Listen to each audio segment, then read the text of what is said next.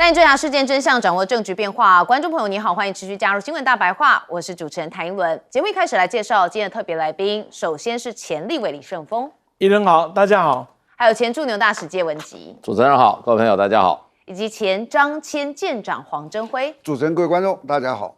好，观众朋友，我们要带大家来关心到的是南韩这边的情势哦，因为呢，我们看到了尹锡悦哦，他之前不是宣布戒严嘛，后来就被抓了嘛，那他现在哦有被控是内乱首脑。好，这是南韩特别检察官小组以涉嫌内乱罪为由哦，要求将前总统尹锡悦处以死刑。好，那这事由是说啊，尹锡悦在2024年的12月企图实施戒严，那也试图要控制司法和立法机构来维持权力。好，所以这件事情当然引发很多人讨论因为死刑毕竟是非常重的惩处那当然看到尹锡悦的辩护团啊，强烈的反驳，那也特别讲说多数意见不等于真相。好，但是当检方在当庭提出我们看到这是检方死刑求刑的时候。看到尹锡悦吗？他是一度轻笑，而且环顾法庭，那也引发了旁听席的骚动。那有支持者甚至就怒斥检方说是疯子、胡说八道。那随即遭到法官的制止。好，那我们看到法院预计在2月19会做出裁决，但是外界认为啊，说尹锡悦最终被判死刑的机会跟可能性可能还是低。好，就算他真的被判死刑，但是实际执行死刑的可能性还是很低，因为南韩从1997年以来已经实质的停止这个执行死刑，所以如同是一个实质废死的国家。那尹锡悦现在这个遭求处死刑我们看到凌晨法庭内也敲桌90分钟，他是怒吼说长期独裁逼他也不会做。好，我们看到这是南韩中央日报所报道说尹锡悦手握拳来挥动或敲桌，那也坚定的表示说特检起诉书是客观事实与基本法理不符的妄想小说。好，痛批说特检跟在野党民主党就是长期支配韩国的黑暗势力，像无脑狼群盲目的扑咬。好，他还是在讲跟在野党是这个沆瀣一气的。好，那他当初宣布戒严也是类似的论调，可见他目前还是活在那样子的政治思维里头，还出不来。但是尹锡悦已经是前总统了，目前南韩呢看起来这个新的总统也就是李在明蛮会平衡外交的。我们之前知道他去了中国大陆嘛，那他最近去了哪里呢？去了日本好，我看到之前呢他在 APEC 上面其实就曾经跟高市早苗见过面，那当时他就有跟高市早苗说想试试看打鼓。好，所以他们真的就同台尬舞了好，高市早苗跟李在明结束了双边会谈之后，安排了一场事先未对外公布的鼓乐交流，两个人同台打鼓演奏了2首K-pop 的歌曲，然后呢还交换鼓棒非常的轻松，那也展现了日韩互动的友好。好，那我们再看到，那现在高市早苗这次是他做东邀请李在明，而且特别还选在的是奈良来跟这个李在明会面。那奈良比较有意义因为他不是选在东京，他是选在奈良，是因为那是高市早苗的家乡。那他特别讲说，如果日本能够跟这个韩国展现个良好默契，当然有助于争取盟友的支持，那也应对中国在全球层面内要孤立东京的态势。那主要就是因为现在中日的关系比较复杂一点点。好，那当然现在李在明跟中国大陆关系也看起来稍稍也比较好一点，所以李在明当然也会被问到说你跟这个中国大陆还有这个日本南韩之间的关系。那他是讲在他看来东北亚的和平稳定角度中日两国之间的对抗是不乐见的，但是韩方希望中日双方能够通过对话来解决分歧，但是他不介入中日的争端。所以有人认为他的直接表态似乎看起来也没有再给高市面子。好，那中日紧张关系的考验那这个奈良行当然也在检验李在明的平衡外交术。好，那他主张国家利益为核心的实用外交主义，那也在强化跟日本合作的同时，也致力的在维持跟中国大陆的稳定关系。但是高市早苗的台湾有事言论，让日中关系急剧恶化，所以这一次的出访奈良也将考验李在明的外交平衡术。好，所以你可以看到，目前在第一岛链三方的局势这三角关系是蛮不一样的而且持续的在变化当中。好，但是我们看到，除了刚刚我讲的日韩中之外，其实还有美国也是一个关键角色啊。所以我们的标题是写四方的印太角力。好，李在明访日跟高市早苗会面其实也是同意说啊，他们日韩关系以至于日韩美三方关系，尤其在安全合作方面还有战略的方面上面相当的重要。那他们两个人说啊，会继续的大力推动日韩关系，然后以及日韩美的三方合作。好，看起来也是一个同盟的态势嘛。好，那日本这边则是有一些动作，大家也很关注啊，就是他小泉进次郎日本的防卫大臣。他跟美印泰的司令帕帕罗举行了会谈，那这个举动啊是说要加强对台军事施压的中国，以及推进核与导弹开发的朝鲜，要强化日美在印度太平洋地区的合作。看起来日本不断的在拉盟结派因为他很担心自己在第一岛链被孤立。那目前也看到中国大陆的军事啊，因为他们的陆媒披露，解放军有一款神秘的无人机的性能细节。那这款无人机叫做无侦8隐身高速无人机，采用一个独特的设计，那是目前全球唯一同类型的机种。它具备清晰的侦察、定位、航母等等的重要目标能力。那另外，中国大陆还有一个是南昌舰服役了6周年，它是2020年1月12号正式服役的。好，那服役6周年，大家就会看啊，它这个南昌舰它其实原本就是万吨大驱的这个核心的优势体现在2个方面，也就是一个是侦察预警跟信息集成能力的突出，那另外一个则是舰载武器性能的优异，所以同时也具备着远程对陆打击的能力。所以中国大陆的专家是揭露了这个共军的8艘万吨大驱的一个实力展现。好，所以目前在第一岛链的态势这外交看起来是这个风起云涌啊。好，目前看到就是尹锡悦的部分，我们一样先问介大使怎么看？介大使，我觉得尹锡悦这个被这个检方特检求处死刑，这个是一个蛮讽刺的事情。你知道尹锡悦本身就是检察官出身，对，而且他过去也率领过他的这个部属们也扳倒过好几个韩国总统，所以韩国总统是一个世界上公认这个什么样危险性最高的职位。对，因为他下场都不好，下场都是进监狱到目前为止，只有那个文在寅还没有事情。文在寅他非常小心他躲在乡下开书店、开咖啡馆每天留个胡子闲云野鹤，不过问政事，就是希望大家把他忘记掉。到目前为止，他没有事。其他的韩国总统下来，一律只有一个使命，就是直接进监牢。那里面有2个都是尹锡悦在任的时候的杰作这个朴槿惠、这个卢武铉都是当时尹锡悦的亲手炮制的这些总统入狱案件的这个始作俑者所以他今天看起来被他自己的小兄弟们怎么样？好像是要逐出师门、逐出家门还不算，还要怎么样？还要把他怎么样？连根拔起，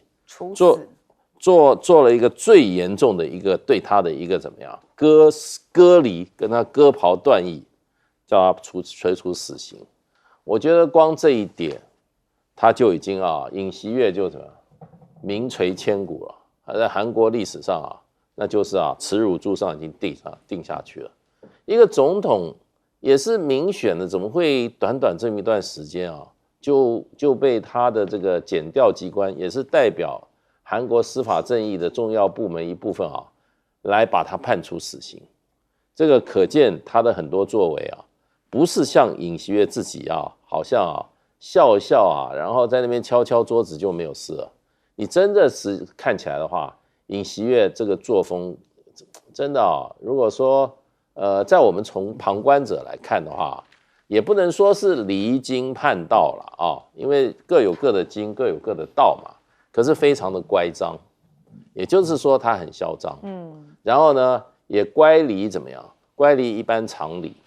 你这个总统上来以后，对不对？跑到美国去唱这个American Pie， 这个事实上的话，这个从外交场合上这是非常乖离常轨的，乖离常轨的。然后他又跑去跟这个安倍见面，然后呢，把日本的这个韩国法院的对于日本这个在战时的时候这个韩国法院判处说，你日本当时拉致了那么多韩国的这个劳工虐死在日本，也没有给他们任何的抚恤，然后把他们的生命剥夺了。韩国法院判决日本要罚款。因为尹锡悦做了什么决定？尹锡悦说：“好啦，那这样好了，罚款我们韩国政府出好了。”有这种事吗？你像那些被这个日本虐死，2次大战被日本虐死的那些劳工，韩国劳工，他的家属作何感想？他们要的一个正义，不是说谁出钱。你这个尹锡悦居然说韩国法院做的判决，最后要日本政府赔钱。他为了息事宁人去讨好日本。他说那这样好了，那我韩国出这个钱好了，你们不是就是要钱吗？这不是日本人对我们台湾的这个阿菊阿嬷一样的看法吗？说你们是自愿做慰安妇的，你现在还不就想要一点钱？我已经给了你钱了，你就不要闹了。这种就是说我觉得他这种作为的话，一般人来讲都已经无法容忍了，他又身为韩国总统，所以我觉得。尹锡悦觉得人家判的他无理，我觉得韩国的检方认为他们这个求刑是给予社会给予韩国这个国家一个正义。好，那除了尹锡悦之外，刚刚我们有讲到所谓第一岛链，盛峰委员怎么看？我们这样子来看中日韩美这个问题上就可以看出一些很有趣的端倪。首先呢。韩国李在明是一个务实的政治家，但是务实当中呢，他也有让自己不去触碰的部分。他很清楚知道他必须解决日韩之间长期以来那个对峙的关系，但是他又要让韩国人清楚知道，我绝不去舔日本。所以他到中国的时候，他会去要求把安重根的遗骸能够迁移回韩国，然后会去看当时在中华民国政府在内的他在中华民国里面的流亡政府。那我想这一些都在的跟尹锡悦的做法是不一样的。这种不一样的态度也展现在他的外交层次上，他很务实，但是他不去触碰。因此，即使到了奈良这样的一个地方，他所展现的态度就是很抱歉。台湾的事我不责，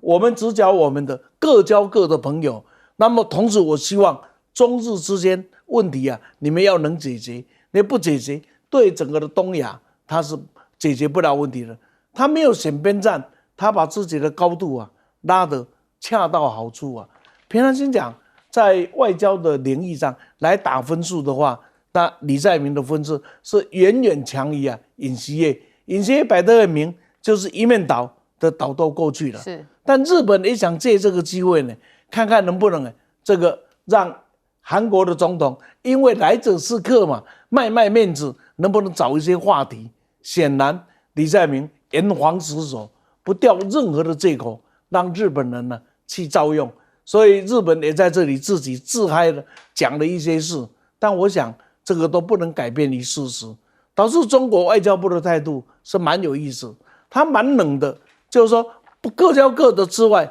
很有意思。那你来我这里走完了，那我就看你的表现怎么样子。那我相信这一次的表现是蛮被肯定的。再来看呢，他到中国访问的时候是带着200位企业家的这个庞大代表团呢。那么到奈良，各位到奈良有2个意思，除了一个让高市早苗说我到你的家乡，这是有一种亲切的感以外，所以你看他们会去敲鼓，人不亲土亲嘛，找是一个亲切感。可是有一个问题，请不要忘记，奈良大概在整个的日本的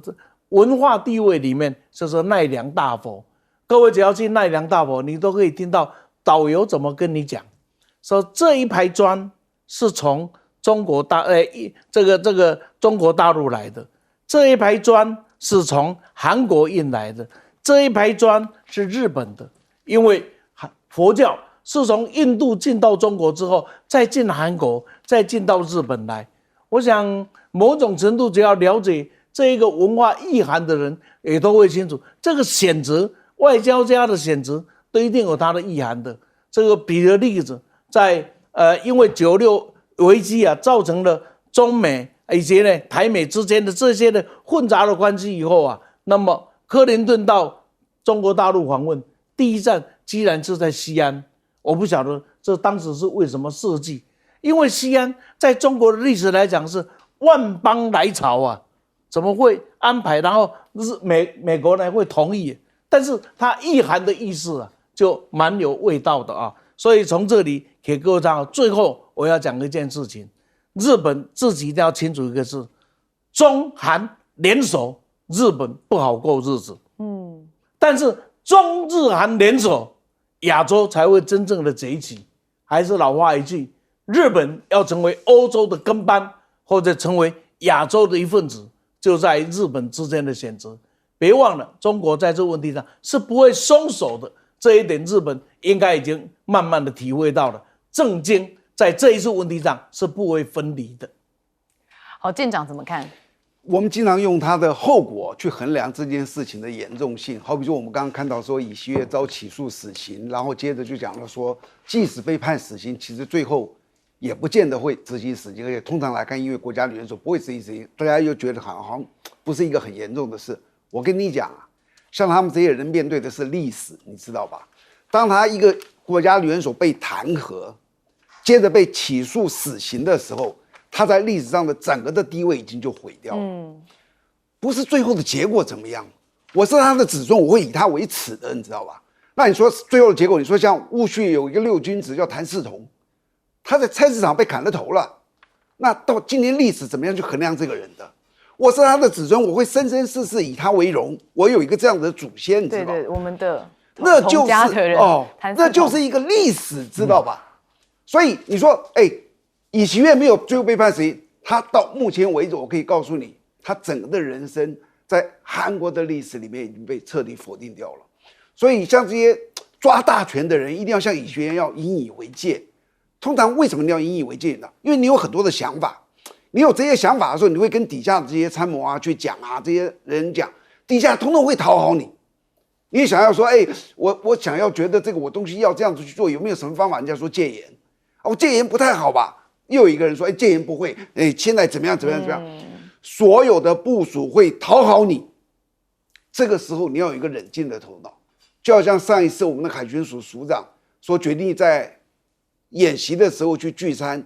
后来也有人说是底下的戒严，戒严有什么用？你要做决策，决策要负全责，这是我特别要说的。所以当权者你一定要小心。今天其实赖清德也是一样。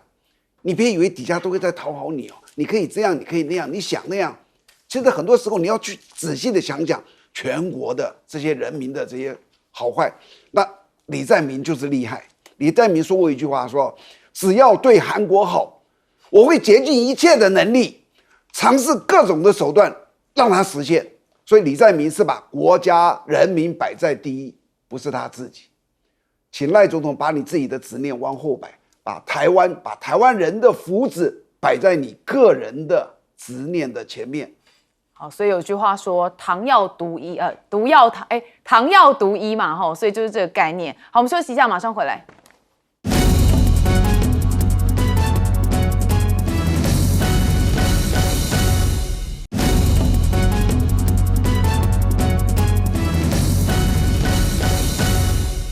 好，我们知道关税是川普的最爱，所以很多人说啊，关税治百病这是川普要所治的。但是川普他现在也确实讲说啊，我们应该要赢。原来是因为美国最高法院不是要裁定关税案吗？那他是想说美国时间的14号会公布下一批的裁决，那当然就包含了川普大规模全球关税措施的合法性问题。好，但川普就讲说啊，这个关税为我们带来了数兆美元的新投资。那中国现在是我们最大的纳税人之一所以他说他所有的字词当中最爱的单字就是关税。好，但是关税啊，接下来会怎么走，我们还要再观察。但是现在哦，川普是施压联准会，可能会引爆一个抛售美国的交易吗？也就是因为美国的司法部啊，针对鲍尔发出了传票消息。好，这是因为哦，他们是向鲍尔发出了大陪审团的传票，那认为哦，这个鲍尔在大楼翻修的听证会上面做了伪证。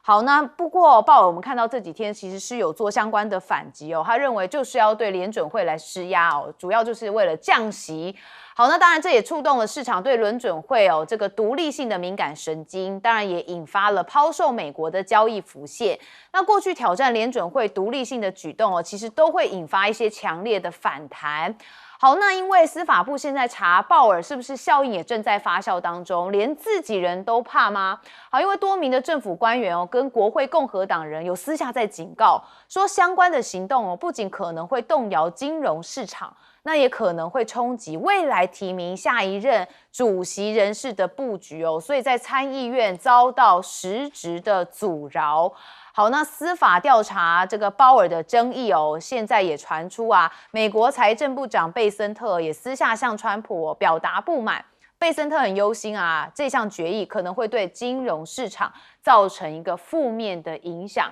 好，那美国啊，除了经济可能会有一些状况之外啊，现在在晶片上面哦，也是大家讨论的焦点。我们先看到他们有放宽辉达的 H200 晶片嘛，到中国大陆，但是中国大陆的媒体啊，现在觉得啊，这可能是一种算计。我们看到美国商务部工业与安全局修订了对特定半导体出口到中国许可的审查政策。好，这个规定哦，就涵盖了晶片，包含像我刚才讲到的辉达 H200 的晶片跟它其同等的产品。那许可审查政策哦，由推定拒绝改为了逐案审查。那根据相关的规定哦，辉达这些晶片在出口到中国之前，都需经由第三方的测试实验室审查他们的 AI 技术能力。那销往中国晶片量哦，是不能超过辉达授予美国客户总量的50%。好，所以你看到它要销到中国大陆，其实前提很多，限制也很多。所以陆门就分析说啊，美国这一次松绑暗藏着3重算计，也就是基于中国大陆500亿美元的 AI 市场哦，当然是哦。好，再来就是为了辉达等企业来纾困，那以及他们认为第3个是试图以技术供应来麻痹陆企自主研发的意志。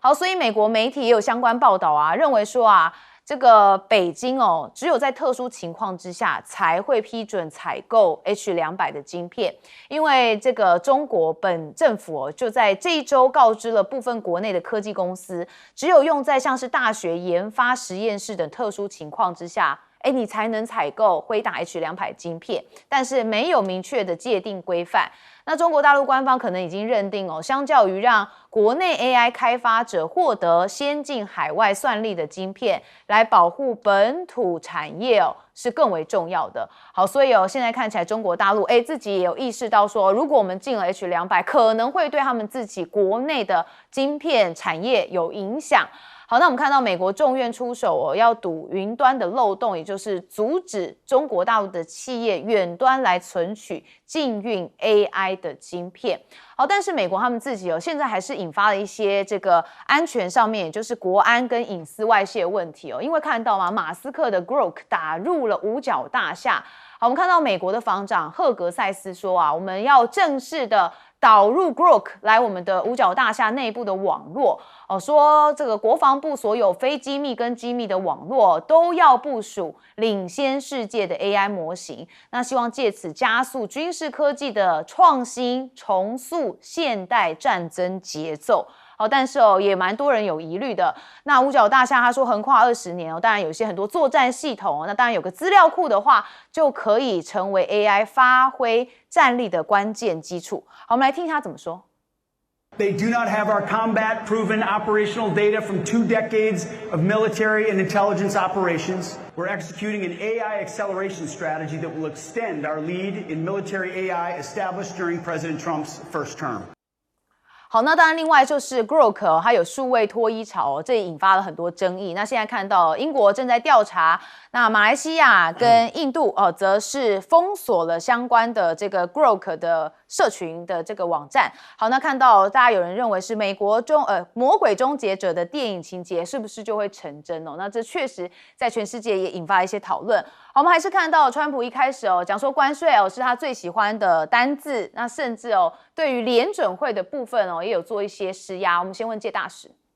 这个川普说他现在最大的纳税人是中国大陆，这个是公开的谎言，而且要不然就显示他这个无知跟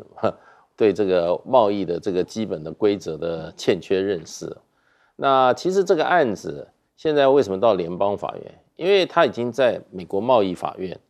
川普已经败诉了，川普上诉到联邦高等法院，高等法院川普也败诉了，现在到这个最高法院，所以已经连败2次了。那你知道是谁在告他吗？美国有数万家进口商告他，都对法院提起诉讼。先在这个美国的这个贸易法院，因为这一些进口商大大小小的进口商，他都认为川普这个课征关税这是非法的，然后这个关税最后会增加他们的进货的成本，因为照一般的这个贸易的规则惯例的话，通通是进口商在报关税，他在外面去下了订单，对方是什么 FOB， 我上了船以后，后面的费用都是你来，都是你这个进口商来出，所以川普说这个关税是由中国大陆付的，这是纯粹的一个，就是说nonsense， 就是这个胡说。如果都是中国大陆那的话，那美国进口商为什么要告美国政府？数万家进口商提出告诉，才有这个 case。那这个 case 不是什么民主党啊，在那边告的，不是的，这是扎扎实实的美国进口商，大家不约而同去告联邦政府。那最主要的前面败诉的原因是什么呢？败诉原因就是说，川普引述的联邦经济紧急法案，这个是一个基本上他所规定的所谓他可以采取紧急措施的前提并没有出现。美国并没有陷入经济危机，也没有立即战争的危险，没有这些，那是紧急法案。川普做这件事一点紧急状况都没有，所以他认为不构成他做这种后面这种措施的这种基础不存在，那所以一直败诉。那这个东西就变成就是说，当然这几万家的进口商在提告的时候都说附带民事对不对？你错了，最后你联邦政府就要把我非法课的关税还给我们这些进口商，所以这就变成了川普说我现在已经课了1500亿了，那这1500亿要还给这些进口商。那这个退税的过程中呢，贝森特他几次出来警告说这个东西会影响我们的财政，我们现在财政已经很困难了，技术上非常非常困难。那可是呢，目前这个情况，因为本来是要7号就要宣判的嘛，现在好像延到14号，14号。所以不论如何那联邦最高法院的法官他要有极高的解释能力，才能推翻前面2审的法院的判决，要看他怎么来推翻。那如果不能推翻的话，川普政府就准备还钱了。好，顺峰委员是。我们来看 AI 这个部分，这个尤其这个黄仁勋他所做的这个 H200平常心讲，这是整个业界最需要的，但是在美国的禁止下，中国大陆是不能取得。可是基于他美国的考虑也罢，基于他的刚刚主持人所提的3个重要的原因也罢，那我们来看看呢，事实上中国大陆可能不买这个账，为什么？因为中国大陆在这1年多来，不管是对台的关系也罢，不管是国际政治的操作也罢，不管是 AI 晶片的操作也罢，基本上在改变了一个态度。这个态度是寄望于，比如说寄望于台湾人民，寄望于美国政府对我的善意，寄望于已经改变成为，与其寄望你，不如我自己制定了一套的规则，然后我按部就班的照我这套规则来推，最后你必须跟着我来走。我想这一个改变呢，包含台湾自己也要特别的去注意。那这个改变里面呢，为什么中国大陆有这样的底气。是的，中国大陆现在产生的这个 AI 晶片的算力能力是不如这个辉达的东，可是呢，这个产生的落差它是可以解决的。所谓的解决方法，那我要增加芯片的数量，那增加芯片上就会增加电力，那增加电力就会增加成本。那中国大陆今天别的没有剩下，就是电力啊，还真的蛮够用，所以他用这样的话来解决目前的落差，就是说，那我看你因为没有用英伟达的产品所造成的电力的负担，这个负担政府补贴你，那对厂商讲起来，他的压力就减少了。可是对中国大陆讲起来，他就增加了时间，所以他用补贴的方式来让他自己不必遭到这么大的压力，同时用征集出来的时间来让自己的这个 AI 算力也不断的去增加，芯片的能力不断的增加。现在从各方面来看呢，这个部分中国大陆的成就是指日可期。这也就是辉达现在蛮大的压力，也是一再从阿斯麦尔开始到辉达，都一再的跟美国政府警告。其实这个警告已经发生，你与其你去控制、去遏制中国大陆，最后是让中国大陆会长得更大。最后呢，我必须讲，美国国防部啊，假如用 AI 把它几十年来战争的资讯全部都放到这里面，然后去形成一个更好的推断、更好的运算、更好的这个处理。我平常心讲，美国政府最近做的事情，大概错的比对的多，但这一件事情绝对是对的，而且都独门独家。这个未来整个的战争形态，美国能否领先于中国大陆啊？可能这是一个最重要，因为这是你想学不来，因为你的 data、你的资料库没有它那么多。好，舰长怎么看？我们小人物活在这个世界上啊，其实有时候我们只图自己的温饱。可是像到了总统这种阶段啊，像刚刚的尹锡悦了，包含现在的川普，他们真的在乎的是历史上的定位。我现在非常好奇，5年、10年以后，当川普不再掌有这个美国最大的这个总统的权力的时候，美国怎么看他，以及全世界怎么看他？他有时候我想想看，他蛮倒霉的，因为他上任的时候是美国财政最糟糕的时候，他再不采取一些断然的措施哦。这个美国财政真的会崩掉，那他的采取的做法就是叫做开源节流。那现在已经快1年了嘛，我们可以为这1年做一些以下的数字的统计哦。第一个，他最近退出66个国际组织，就是我不缴费了。那这1年他大概可以省15亿美金。那关税呢？2025年已经走完了嘛，他关税2025年比2024年增加了1650亿。哦，看起来还蛮多的，对不对？那这一整年的逆差到达的是6500到8000亿，就你还是亏大概6500到8000亿。然后军费，今年的军费比去年增加了1150亿。那这样子扣之后，你就会发觉美国政府还是大概差1兆。但是2027年，川普现在讲了哦，他的军费要从原来的1.01兆增加到1.5兆。再增加5000亿，你认为像他这样子的花钱，他其实真的是在照顾那个军工复合体，那个实力在美国是最庞大的一个实力。所以我以前一直在想说，川普这个人这样子激进的，不会有人去暗杀他吗？后来我才发觉，所有军工复合体会拼了命的保护他，所以他会非常安全。但你这样看完之后，你认为他将来会是成功还是失败？如果他成功，他会美国有史以来最伟大的英雄；如果他失败，他会是美国有史以来最大的一个狗熊。目前看起来，他会成为狗熊的几率是超过英雄的。好，我们休息一下，马上回来。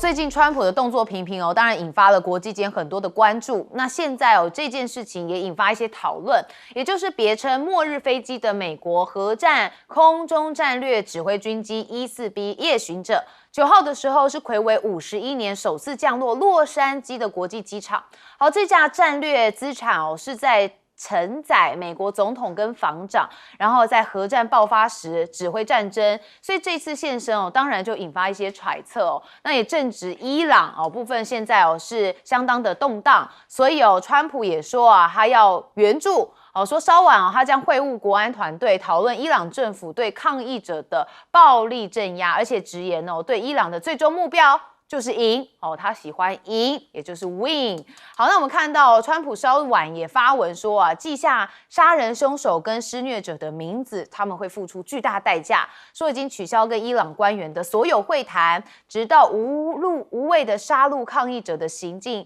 停止为止所以他援助正在路上。好，但是白宫发言人这边也特别讲说尽管外交手段仍然是川普因应伊朗情势的首选，但他并不畏惧在有必要的时候要动用美军的致命武器跟实力。好，这是不是一个讯号在暗示什么呢？但是川普突然也对伊朗的贸易国增加25%的关税，那包含的像是一些比较好的伙伴，那他其实并没有说明如何定义与伊朗做生意那主要的贸易伙伴国大家也看嘛，包含像是印度土耳其跟中国。那如果这时候又对中国来增25%的关税，哇，那他不是就是等于跟习近平去年敲定的贸易休战协议可能会名存实亡吗？那我们看到中国外交部的发言人则是特别讲说中方在关税的问题上面立场很明确，关税战没有赢家，所以也会坚定维护自身的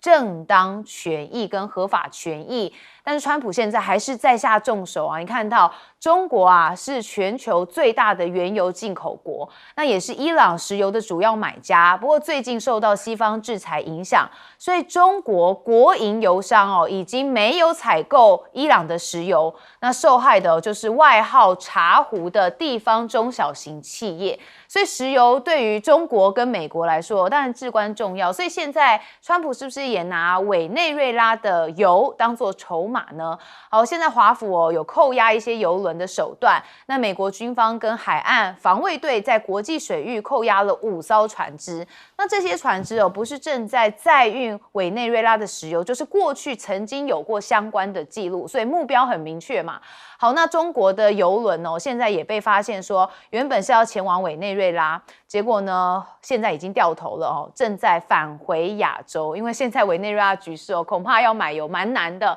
好，那川普也相中委内瑞拉石油，美国政府也希望能跟欧洲、英国来谈能源合作。好，那除了委内瑞拉，最重要还是格陵兰因为看起来川普势在必得。因为看到这张图片是不是在暗示川普正在监控格陵兰呢？有看到这张照片是从椭圆形办公室的玻璃窗俯瞰格陵兰休尔空军基地，甚至配文上面还写说点击以监控情势那暗示美国未来会采取相关行动，达成接管格陵兰的目标。好，那美国共和党的众议员提法案希望授权川普兼并格陵兰。那现在川普早就盯上格陵兰了嘛，但是这有一个问题就是美国在欧洲的基地恐怕会全面禁用。那这个高层就有在讨论说这个美国的全球霸权一旦他做了这个格陵兰的这些行动的话，恐怕就会一夜崩溃。好，那当然这个全球霸权就会退化成仅具洲际影响力的强权，这是有些人对于这一次川普对于格陵兰的寄语有一些不好的影响有跟他说，但是不知道他有没有听进去。好，我们来看现在这个夜巡者到了洛杉矶，当然引发一些讨论。我们先问介大使。当然啦，这个夜巡者并不是平常都没有在开他只是没有往这些国际机场、民用机场去里面展示。那这次51年来睽违51年突然出现在洛杉矶国际机场，那让这个就是在制造一个新闻事件对，那让这个大家注意到，这个架飞机怎么又出现？对，其实它从来就没有消失过它一直都在执勤它只是不到国际机场去那边作秀所以这个就是川普的全球战略的一部分。那他是一方面告诉美国人说我们国家很强大，你放心吧随便打人家的话，人家都不敢反手嘛，对不对？而且这么好的武力不用来修理一下、欺负一下小国，不是有点浪费吗？这个是对内，对外的话，他也是要给这些各国震慑一下，觉得你看我这个我还是核子大国啊，你要跟我作战的话，你有这种飞机吗？这个飞机据说不止1架，还2架来，4架哈，4架，对。所以美国在当时在冷战时期做了这些核子相当的这些投资啊，那是非常庞大的。它还有在Maryland 啊，华盛顿附近有一个整个地下城啊，也是准备打核子大战的时候，它这个整个的这个华府的政府都要搬下去的。那在那个 Colorado， 在那个 Colorado Spring 那个 Colorado Spring 那个美国空军官校那边有一座山，全部是挖空的，也是美国战时的指挥中心，是这个啊。所以美国这一方面投资是非常大了。这个飞机拿出来秀一秀，也就是怎么样，就是展示它的武力嘛，对内对外，在这个时候，我觉得也很符合川普好大喜功，喜欢怎么样张扬，喜欢招摇过市的个性，秀肌肉啦，就是川普的个性的展现嘛。那另外一方面，现在就变成就是说，这一些现在它这个不管是委内瑞拉石油也好，伊朗的石油也好，其实我看了一下中国大陆石油进口的这个记录啊，其实啊，尤其委内瑞拉的石油，作为对中国大陆这个能源会引起多大影响，那是媒体的猜测或者故意怎么样夸大。委内瑞拉的石油在中国的石油进口里面比例非常的低，它排名在20名以外，是非常的低。而且委内瑞拉油是所谓的石油里面的重质油，重质油什么？就是说它含杂质的成分非常高，通常是硫啦，它里面还有些金属成分，对，所以它那个油啊，事实上非常的浓稠，它的浓稠度是可能是最高的。这也是很多这些为什么它委内瑞拉一没有外国技术了，外国一撤了以后，它的开采就出现问题。现在这些大公司又不回去，因为它开采也比较困难，成本也比较高。所以我觉得就不管是这个伊朗也好，还是这个委内瑞拉的石油出问题啊，媒体自然想到说，中国大陆遭殃。这个你要看中国大陆第一大进口国是俄罗斯石油，第二大的是沙烏地阿拉伯，然后还有马来西亚，这些国家才是首要的。这个不是这些国家，不是伊朗，不是委内瑞拉。好，盛峰委员怎么看？这个茶壶厂啊，就专门在处理委内瑞拉的重石油的厂。那茶壶厂呢，大部分都在山东，都是民间的小厂，所以呢，它的进口量并不高，所以民间的小厂来做使用。那委内瑞拉停了之后，那怎么办呢？就有这个呢，不是对中国大陆能源有多大影响，是对这些茶壶厂的生存是有影响。所以有一个国家就取代上来了，这个是加拿大，因为加拿大也是一样，是属于重沙油的这种厂，所以它也需要这种茶壶厂来做处理。至于伊朗的油，我查了半天，好像不是茶壶厂在做处理的，伊朗的油是基本上是一般炼油厂可以来做使用的。所以这个部分为什么各位可以看到，本来呢这一个加拿大这些重油的厂给美国有一些炼油厂专门在处理这些，就如同在德州有一些厂专门在处理委内瑞拉的这些重质油的厂一样。所以当委内瑞拉这里受阻的时候，那么英国呢，加拿大跟美国又关系搞得很僵的时候，事实上这时候加拿大的油就是一个很大的期待。这也就是为什么这一次加拿大的总理呢到中国大陆去几个的谈判里面，可能这是一个重要的谈判。为什么？因为过去中国大陆才买加拿大的油是现货市场的，那是不定期的，现在可能会改成为定期的。那么这样呢，他本来卖给美国的油，现在可以转卖到中国啊，所以这个是大家一举两利的。至于格陵兰这一个部分呢，倒是蛮有意思了。这美国需要用这样的态度吗？现在美国在格陵兰是一个最大的军事基地了，可是你想想看，在冷战的时代，美国在格陵兰的驻军是用万做单位的。换言之，美国在过去格陵兰想干啥就可以干啥，想做啥就可以做啥，他何必一定要去把格陵兰变成美国的基地，变成美国的国土才能干什么呢？事实上，他只要跟这一个加拿大之间有任何 contract 的一个，他都可以解决他所要的东西。只有一个想法是霸道。他平常啊跟人家呢，这是上了占了人家的妻儿子女了，他已经占习惯了，本来就是你的，现在不要，我一定会把你起过门来不可。这个搞得很难看了，这就是今天的霸道啊！平常占据人家已经很可恶了，现在不但要占人家的某件，还一定要把它起过门才算数啊！那最后至于说整个欧洲会不会反对？反对不会啦，欧洲是没有力量面对美国的啦。这个仍然只要美国想要就被吞并，就被吃定的啦。但是川普的霸权无所不在啊，霸道无所不在。是没有错，而且很恶劣。是啊，舰长，我顺着委员的这个话，我讲一下格陵兰哦。我觉得格陵兰最好的处理方法大概是这样子：第一个，他如果是强制的去霸占的话，他违法，他违背了这个联合国的这个叫侵略罪啊。这个你不要讲任何理由，你都是违背的。他去打委内瑞拉还有一个理由嘛，委内瑞拉输毒。我问你，格陵兰跟你什么关系？他有陷害你什么东西吗？所以你就是在抢一个东西而已啊，这个是绝对不可以的。那第二个就是，丹麦是北约的成员国，他们有一个第5条的这个集体防卫。那你抢了格陵兰东西，北约怎么样跟你相处呢？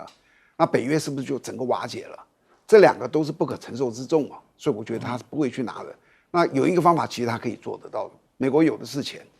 ，1000亿美金都算小的，我不要用1000亿，用100亿。格陵兰的地位相当特殊，它是一个有高度自治的地方哦。到现在它的法律里面哦，就是还是丹麦允许的，就它可以去公投，它要不要独立，只要格陵兰的人民过半数说我要独立，丹麦没有办法否决它的独立权，这在他们的签订的关系里面，所以它就可以顺利的独立。独立了之后呢，美国